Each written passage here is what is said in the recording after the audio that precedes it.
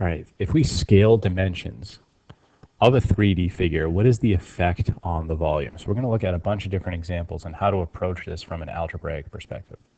So let's say we're looking at a prism, rectangular prism, in fact. So we have length times width times height as a volume formula. If we were to double the length and the width, what is the effect on the volume?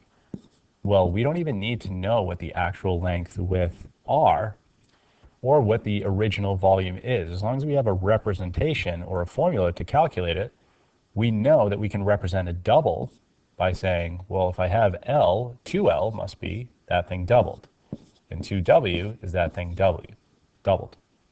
Now, from here, through some manipulation, we can say that this is the same thing as 2 times L times 2 times W times H.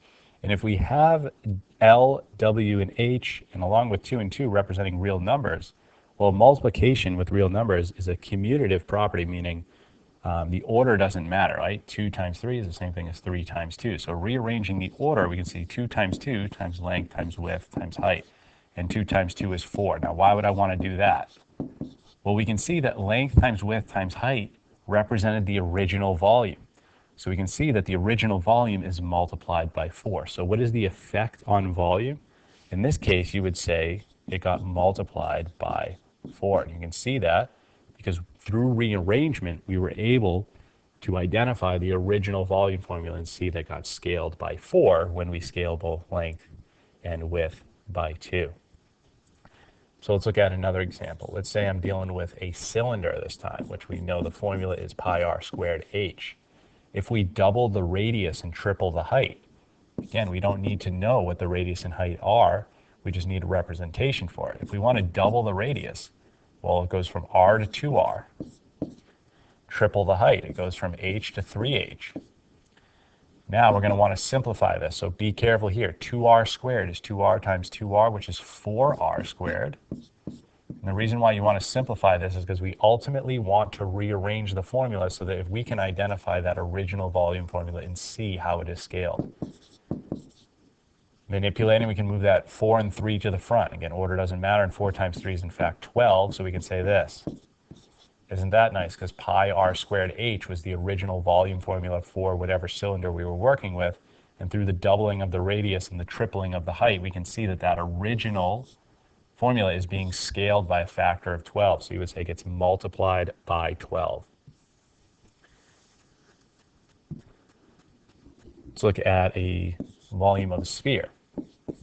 4/3 pi r cubed. Let's say we double this radius. How do we represent it? It goes from r to 2r. Okay? We're going to simplify and rearrange. 2r cubed, 2r times 2r times 2r. So don't say 6r cubed, but rather 8r cubed. And we want to rearrange so that I can identify the original volume formula. All that takes is me moving 8 to the front. Now, I actually don't want to combine the 8 and the 4/3 in this case, because we want to make sure that we can recognize the original volume formula in its entirety. If you were to carry this out and write 32/3, then it may be hard. Well, where's the original volume formula? We want a representation of 4/3 pi r cubed somewhere at the end of our manipulation to see that this is the original. It's getting multiplied by 8. So by doubling the radius, the volume gets scaled or multiplied by a factor of 8. So it'll be 8 times larger when we do that computation. Now, what about if we divide dimensions? Okay, so let's go back to our prism. Let's say we cut the length in half and the height in half as well. So we go from L to half of L. So if it gets divided by 2, so it may not be best to write it like this. If you're going to say divided by 2, recognize that division is the same thing as multiplying by a reciprocal. So if they say the length is being divided by 2, well, we can say, well, that's the same thing as me multiplying by 1/2. Now, we could do divided by 2. I'll show you in a second. But sometimes people just sticking with this multiplication idea is helpful. So we have this, and then the height is also going to get cut in half. Rearranging. I'm going to bring those 1/2s to the front. It's just 1/2 times L times W times 1/2 times H. Here's our original. 1/2 times 1/2 is 1/4.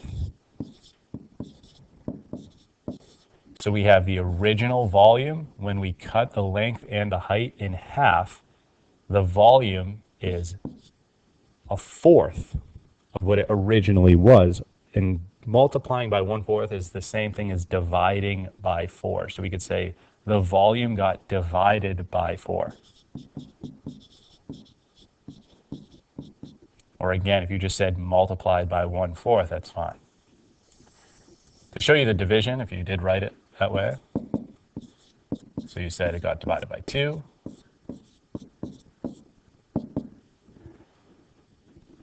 If you multiply all these across, right, just multiplying fractions, you can see original divided by 4. So that's another way to look at it. Let's go back to our cylinder example.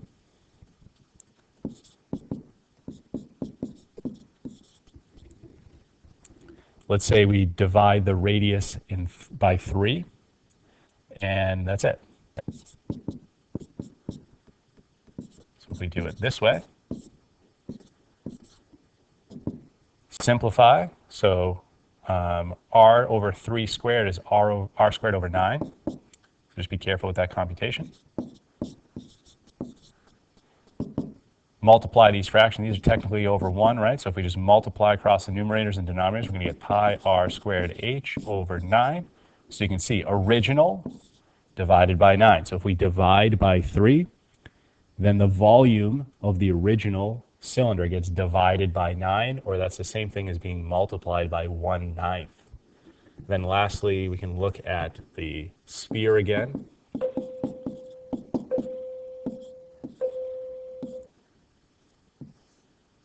So we cut it in half.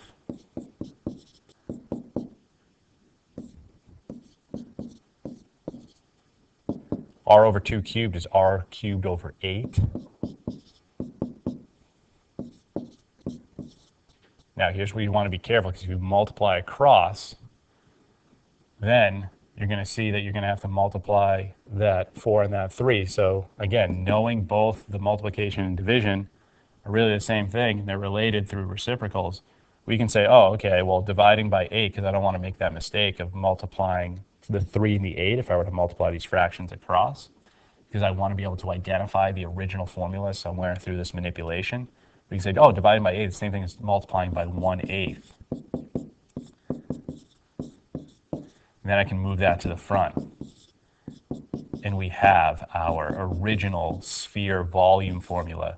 And we can see that it's getting multiplied by 1/8, which is the same thing as being divided by 8.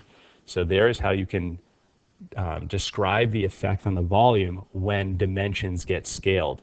You can apply the scaling, how you would use whatever arithmetic to showcase that scale, then manipulating the formula first, put it in the actual volume formula, then make sure you simplify it, right? Because some of these things are being raised to some exponent value. Simplify, then rearrange, knowing that real number multiplication is commutative, meaning the order doesn't matter. So you can move those newly introduced values through the scaling to the front. That way you can identify somewhere in the equation the original volume formula. That's important, so you can see what it's being multiplied by or what it's being divided by.